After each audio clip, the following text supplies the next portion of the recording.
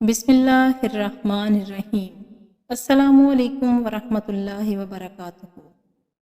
नाज़रीन, हज उम्रे की सादत कुछ नसीबों को मिलती है, मगर कुछ ऐसे बदनसीब होते हैं जो इस सादत को भी ज़ाया कर देते हैं। ज़रा देखिए, ये आदमी शैतान को कंकरियां मारते हुए क्या हरकतें कर रहा है।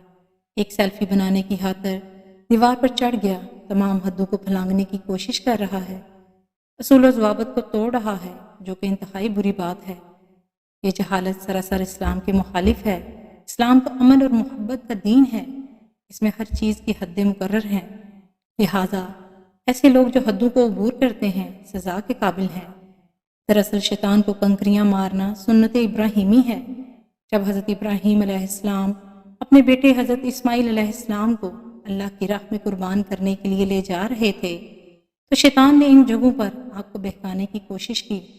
उन जगहों पर पत्थरों से पिलर्स बना दिए गए और मुसलमान सुन्नत इब्राहीमी के तहत इन पिलर्स को कंकर मारते हैं। इस सुन्नत का मजाक उड़ाना किसी तरह भी सही नहीं है। नाजरीन, आप इस हवाले से क्या कहेंगे? कमेंट सेक्शन में अपनी राय का इजहार ज़रूर कीजिए और इस वीडियो को लाइक और शेयर कर दीजिए। अल्लाह पाक हम सबको सीधे रास्ते पर चलने की तौफीक अता फरमाए। अल्लाह निगहबान।